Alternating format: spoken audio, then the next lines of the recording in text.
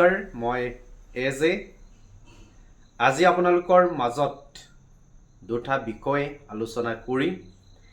এটা বিষয় হ'ব ৪৫০০ পদৰ ক্ষেত্ৰত আমাৰ কাটঅফ কোনটো এংগুলৰ পৰা এবাৰ কম হোৱাৰ চান্স আছে বা লজিক আছে, এইখিনি আমি এনালাইচিছ কৰিম। আৰু এটা বিষয় আপোনালোকৰ মাজত আজি স্পষ্টভাৱে কম, আৰু সেই স্পষ্ট কথাবোৰত কোনেও আঘাত পাব নালাগে বা কোনো ব্যক্তিয়ে ব্যক্তিগতভাৱে বিষয়বস্তুখিনি ল'ব নালাগে। কাৰণ আমি সেইকেইদিন দেখিছোঁ যে ৪৫০০ পদৰ প্ৰাৰ্থীসকল যেনেদৰে নিৰাশ বা ডিপ্ৰেশ্যনত গুচি গৈছিল আজিলৈকে। আজি যেতিয়া ইএম ছাৰে যিটো নটিচ বা যিটো ফেচবুক পোষ্টত এই দিয়া পোষ্টটো নোপোৱালৈকে যেনেধৰণৰ আমাৰ চিন্তা, মন মগজে কাম নাইকিয়া নিচিনা হৈ গৈছিলে, এই সময়ত যে কিছুমান স্বাৰ্থপৰ, কিছুমান চেলফিছ মানুহে যে ফেচবুকত পোষ্ট কৰিলে, ৪৫০০ পদৰ বিষয়ে যে লিখিলে, আপোনালোকক যে বেয়াকে লিখে, বেয়াকে ৰিপ্লাই দিয়ে, বা এই বেয়া কমেণ্টত যে কিছুমান ব্যক্তিয়ে লাইক কৰে, তেনে মানসিকতা থকা স্বাৰ্থপৰ মানুহবিলাকক মই আজি ক'ম।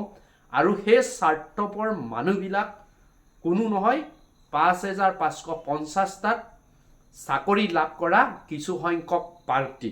মই স্পষ্টভাৱে কৈছোঁ, মই গম পাইছোঁ ইহঁতে যে এনেধৰণৰ নেগেটিভবিলাক কৈ আছে যে ইমান কিয় হাল্লা গোল্লা কৰি আছে, এনেধৰণে কমেণ্ট যে কৰে, একেদকলে কৰি আছে। সকলোকে কোৱা নাই, এজন দুজন ব্যক্তিয়ে কৰি আছে। আৰু এনেধৰণে যে তাত চাকৰিটো পোৱাৰ পাছতো একেদকলে জ্বলিছে, জ্বলাৰ এটা ৰিজন আছে। একেদকলে যে সোনকালে সেই বিজ্ঞাপনটোৰ নিযুক্তিৰ কামখিনি হোৱাটো নিবিচাৰে, তাৰো এটা কাৰণ আছে। নিশ্চয় আপোনালোকে কালি এটা মোৰ গ্ৰুপতো শ্বেয়াৰ কৰিছে, বেয়াও লাগিছে, এটা বেয়া শব্দ ইউজ কৰি পেলাই কৈছে যে ইমান কিয় আল্লা গুল্লা কৰি আছে। চ' এনেকৈ কৰাৰ পিছত আৰু তাতে 2জনমান লাইক কৰিছে। চ' তেনেকুৱা ব্যক্তিক আমি মানে একো নকওঁ, বেলেগ এটা শব্দ কিবা বুলি যে কয়, গেদা নে গেদি বুলি যে কয়, তেনেকুৱা শব্দৰে আমি প্ৰকাশ কৰিব পাৰোঁ, মানে ক'ব পাৰোঁ। যিটো সময়ত দুদিনৰ কাৰণে আবেদন কৰিব নাপালে বা এপ্লাই কৰিব নাপালে, যাৰ কাৰণে আজি বঞ্চিত আৰু এতিয়াও নিশ্চিত নহয় কোনদিনা এপইণ্টমেণ্ট হ'ব, তেনে মাজত আকৌ একেদকলে কয়, বেয়া লাগে। আৰু সেইবিলাকৰ এটা স্বাৰ্থ যে একেদকলে ৪৫০০ পদৰ ইউপিৰ ক্ষেত্ৰত এপ্লাই কৰি থৈছে। এলপিত ছাপ'জ জব কৰি আছে, আৰু একেতে এলপিত কৰি আছে নহয়, এইবাৰ ৪৫০০ ইউপিত পায় নেকি, এইটো আশা দেখি আছে, আশা কৰিছে যে তাত পাম নেকি। আৰু এই কাৰণে একেদকলে নেগেটিভ কমেণ্ট কৰে যে একেদকলৰ অফিচিয়েলি কাম যিহেতু এতিয়ালৈকে সম্পূৰ্ণ হোৱা নাই, যেতিয়া ফেব্ৰুৱাৰী মাহত এই নিযুক্তিটো দিয়ে, ৪৫০০ পদৰ নিযুক্তি দিয়ে, তেতিয়াহ'লে একেদকলে সম্পূৰ্ণৰূপে চাকৰি যোগদানৰ পৰা বঞ্চিত হ'ব। একেদকলৰ যদি আপাৰ প্ৰাইমেৰীত কাট অফ কভাৰ কৰে, তেতিয়া একেদকলে যোগদান কৰিব নোৱাৰে। কাৰণ একেদকলৰ SIU বা অন্যান্য যিখিনি অফিচিয়েল কাম, এইখিনি এপ্ৰুভ নোহোৱা পৰ্যন্ত এই কৰি থকা চাকৰিটোক ৰিজাইন দি পেলাই বা NOC উলিয়াই পেলাই একেদকলে তাত যোগদান কৰিব নোৱাৰে। চ' একেদকল চিন্তিত যে ৪৫০০ পদৰ যদি নিযুক্তি ফেব্ৰুৱাৰী মাহত দিয়ে, তেতিয়াহ'লে আমি তাত দেখোন সুবিধা নাপাওঁ। তেনেকুৱা কিছু সংখ্যক পাৰ্টীয়ে সেই ধান্দাবাজি কৰি আছে, যাৰ কাৰণে এনেধৰণে নেগেটিভ কমেণ্টবিলাক ৪৫০০ পদৰ প্ৰাৰ্থীসকলক কৰি আছে। চ' মই নিস্বাৰ্থ, মোৰ কোনো স্বাৰ্থ নাই, মোৰ পাবলগীয়াও নাই, ল'বলগীয়াও নাই। কিন্তু বেয়া লাগে যে দুদিনৰ কাৰণে যে আজি বঞ্চিত হৈ ৰৈ থাকিল বা আবেদন কৰিব নাপালে। চ' তাৰ কাৰণে কিছুমান নিজৰ প্ৰাপ্য বিচৰাত কি দুখ আছে। যদি আপুনি ছাপোৰ্ট কৰিব নোৱাৰে বা একেদকলৰ হৈ মাত মাতিব নোৱাৰে, তেতিয়া চেলুটেপ লগাই মুখত মাৰি তলে হ'ল দেখোন যদি আপোনাৰ আঙুলিটো যদি বেছিকৈ চলে তেতিয়া হাত দুখন বান্ধি থাকিলেই হ'ল চেলুটেপ মোবাইল টিপিব নোৱাৰাকৈ কিয় বেয়াকৈ ক'ব লাগে আপুনি যদি কাৰোবাক সহায় কৰিব নোৱাৰে বা ছাপোৰ্ট কৰিব নোৱাৰে দেন আপুনি চাইলেণ্টত থকা উচিত কাৰোবাক বেয়াকৈ লিখি কাৰণ আপোনাক ব্যক্তিগতভাৱেতো আপোনাৰ ফেচবুকৰ কোনোবাই লিখনিটো পোষ্ট কৰাকৈ নাই যে DLPUP নিযুক্তিৰ আগত দিয়ে ৰিকুৱেষ্টে কৰিছে কিবা বেয়া শব্দ ইউজটো কৰা নাই ন ইমান জ্বলিবলৈ চ' নাপায় তেনেকৈ স্বাৰ্থপৰ হ'ব নাপায় টিচাৰ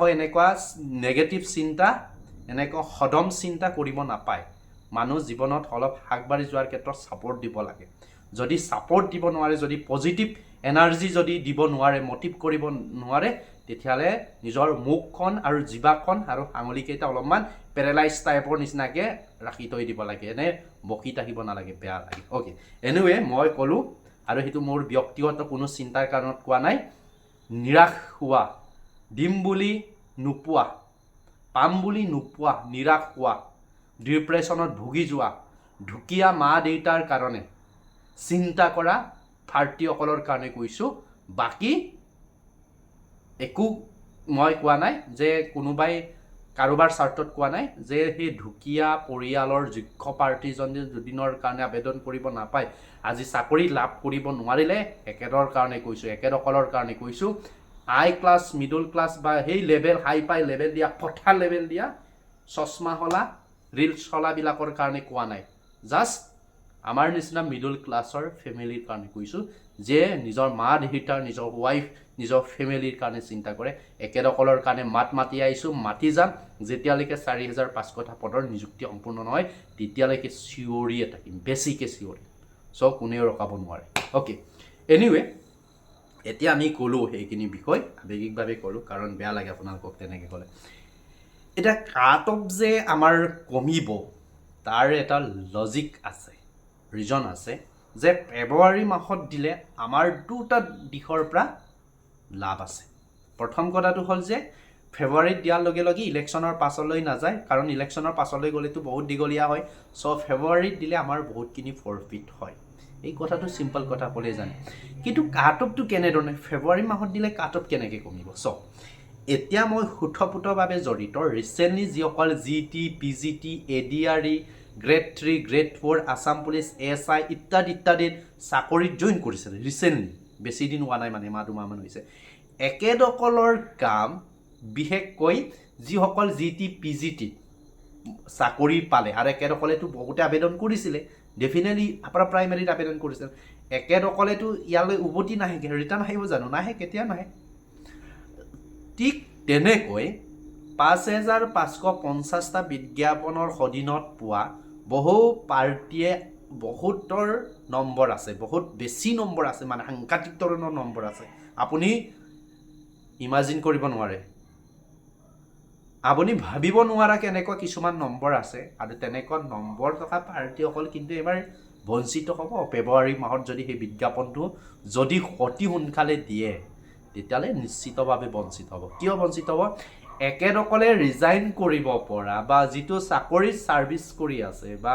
যিটো জব কৰি আছে এইটো ৰিজাইন কৰিব পৰা এতিয়া চিটুৱেশ্যনত নাই একেদকলৰ একো অফিচিয়েলি কাম কমপ্লিট হোৱা নাই কাৰণ একেদকলৰ NPSৰ কাম অনলাইন কৰি থৈছে প্ৰাণ নম্বৰ হোৱা নাই ইটো হোৱা নাই চেলাৰী হোৱা নাই প্ৰভিজনেল চেলাৰী আহিছে ফাইনেন্স আছামৰ পৰা চেলাৰী হোৱা নাই কেনেকৈ সম্ভৱ হ'ব চ' এই গোটেইখিনি কাম যেতিয়ালৈকে একেদকলৰ সম্পূৰ্ণ নহয় একেদকলেতো ৰিজাইন দি পেলাই সেই চাকৰিত জইন কৰিবৰ কাৰণে NOC লাগিব অন্যান্য ডকুমেণ্টছখিনি লাগিব চ' এইখিনি এতিয়ালৈকে হোৱা নাই চ' মই ভাবোঁ যদি ফেব্ৰুৱাৰী মাহত যদি দিয়াব পাৰোঁ যদি আমি অলপ আৰু যদি CM ছাৰ আৰু EM ছাৰক ৰিকুৱেষ্ট কৰি যদি ফাইনেল 100% যদি এপইণ্টমেণ্ট দিয়াটো যদি কনফাৰ্ম কৰিব পাৰোঁ দেন কাট অফটো যথেষ্ট পৰিমাণে কমিব আৰু কম নম্বৰ থকা বহু পাৰ্টি এবাৰ চাকৰি লাভ কৰিবলৈ সক্ষম হ'ব আৰু আপোনালোকে ভাবি থকা আৰু আপোনালোকৰ দিতগে মানে দিনে ৰাতিয়ে ভাবি থকা যিখিনি ড্ৰিমছ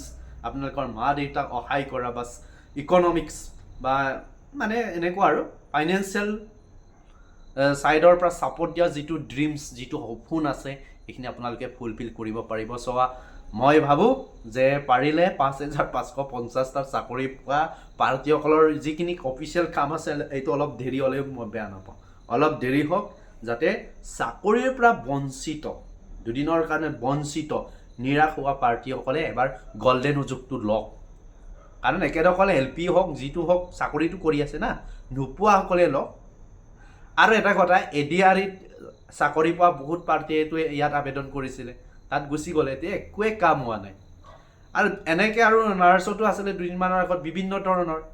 আৰু এনেকুৱা হ'ব যে বহুত কেণ্ডিডেটে এই আপকামিং এগ্ৰিকালচাৰ ডিপাৰ্টমেণ্টত পাব বা অন্যান্য ডিপাৰ্টমেণ্টবিলাকতো দিব, 10 তাৰিখেতো দিয়াৰ বহুখিনি পৰিকল্পনা আছে।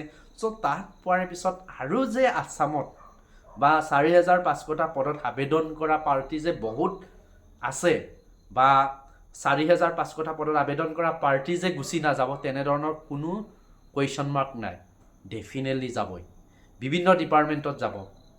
আবেদন কৰিলে কোনোবাই জব পালে গুচি গ'ল, ইটোত গ'ল। চ' থাকিলে কি নিশ্চিতভাৱেতো 1% হ'লেতো কমিবতো। চ' আই হোপছ এবাৰ কাট অফটো আমি কম হোৱাৰ এটা এংগুল দেখিছোঁ। এইটো দিশৰ পৰা যদি মই এনালাইচিছ কৰিছোঁ যে এইটো দিশৰ পৰা আমাৰ কাট অফটো কমিব, যথেষ্ট কমিব। LPৰ ক্ষেত্ৰত, মই UPৰ ক্ষেত্ৰত বহুতখিনি কমিব বুলি কোৱা নাই, কিন্তু কিছু ডিষ্ট্ৰিক্টত অলপ কম বেছি হ'ব, কিন্তু LPৰ ক্ষেত্ৰত মই ভাবিছোঁ অলপ কমিব। আৰু কমিব মানে কিছু ডিষ্ট্ৰিক্টত অলপ যাব মানে, কিন্তু এইটো কথা মই কৈ থ'লোঁ, কিছুমান ডিষ্ট্ৰিক্টত মানে এই কপালটো অলপ বহল হ'ব লাগে, মথা মানুহৰ কপালটো মোৰ নিচিনা হ'ব লাগে, মানে অলপ বহল হ'ব লাগে বুলি কৈছে দেই, মই নিজে কোৱা নহয়। মথা মানুহৰ কপালটো সেইটো অলপ বহল হ'ব লাগে, তেতিয়া মানে লাখি বুলি কয়। চ' তেনেকুৱা যদি কপাল বহল থকা মানুহ যদি আছে, দেন ডেফিনেটলি কম নম্বৰ তাকেও চাকৰি পাব। কিন্তু যাৰ কপাল নাই, সেই কপালত লিখি পঠোৱা নাই নহয়, এইটো বহুত নম্বৰ টকাৰ পিছতো এইটো কনবাই উজুতি কোৱাৰ চান্স আছে। চ' বি কেয়াৰফুল আৰু টেনশ্যন নল'ব, পজিটিভত থাকক। আৰু আকৌ এবাৰ আমি লাগিম আৰু আমি জিকিম, আমি যুঁজিম আৰু আমি জিকিম। চ' ডেট ইজ দ্য শ্লোগানছ অল। এইটো আমাৰ মটো হ'ব, এইটো হ'ব মূল মন্ত্ৰ শ্লোক, যেতিয়ালৈকে আমাৰ 4,500টা পদৰ নিযুক্তি প্ৰক্ৰিয়া সমাপ্ত নহয়, তেতিয়ালৈকে আমি CM ছাৰ আৰু EM ছাৰ যেতিয়া লাইভ আহে, কিন্তু সেই বিষয়টো ছাৰক মনত পেলাই থাকিবৰ কাৰণে নাপাহৰিব। আৰু নেগেটিভ নহয়, ধুনীয়াকৈ সুন্দৰভাৱে সকলোৱে ৰিকুৱেষ্ট কৰিব লাগে। আৰু মই ভাবোঁ যে যিমানখিনি আপোনালোকে আমনি কৰিছে নহয় মামাকে আৰু CM ছাৰ, মানে ফেচবুক একাউণ্টত ভিজিট কৰিলে অকল 45টোৱে দেখা পাওঁ। চ' মানে বহুতখিনি এপি হয়, এইবিলাক দেখিব লাগি আছে কণ্টিনিউ, ভাগৰি যোৱা নাই, মানে কণ্টিনিউ যে লাগি থাকিব পাৰে, কনচিষ্টেঞ্চি মেইনটেইন কৰি পেলাই যে আপোনালোকে কণ্টিনিউ মানে লাগি আছে নহয়, ডেটছ পাৱাৰ। এইটো এটা কি আৰু এটা মহাশক্তি বুলি ক'লোঁ, সেইটো মহাশক্তি আপোনালোকে মহাশক্তি দেখুৱাই দিছে কমেণ্টৰ থ্ৰুৱেদি। আৰু সেই মহাশক্তিৰ এজ এ একশ্যন হিচাপে, ৰিজাল্ট হিচাপে কি হয়, তোমাৰ 26 তাৰিখে লিষ্ট আহিব আৰু 28 জানুৱাৰীৰ পৰা আপোনালোকৰ ভেৰিফিকেশ্যন আহিব। চ' এটা কথা মনত ৰাখিব, নাপাহৰিব, একশ্যন এণ্ড ৰিয়েকশ্যন, কিবা এটা বস্তু ক্ৰিয়া কৰিব লাগিব, ক্ৰিয়া কৰি থাকিলে সেই বস্তুটোৰ পৰা এদিন নহয় এদিন প্ৰতিক্ৰিয়াটো, ৰেচপণ্ডটো আহিব। চ' কি কৰিব লাগিব, আমি একশ্যন কৰিব লাগিব, আৰু ৰেচপণ্ডটো আমাৰ CM ছাৰো দিব, EM ছাৰো দিব। আই বিলিভ যে আমাৰ CM ছাৰে ডেফিনেটলি কিবা এটা নহয় কিবা এটা আমাৰ কাৰণে চিন্তা কৰি আছে। So' thank you so' much. আৰু প্ৰথমে কোৱা কথাখিনি কোনো ব্যক্তিগতভাৱে ল'ব নালাগে। Thank U.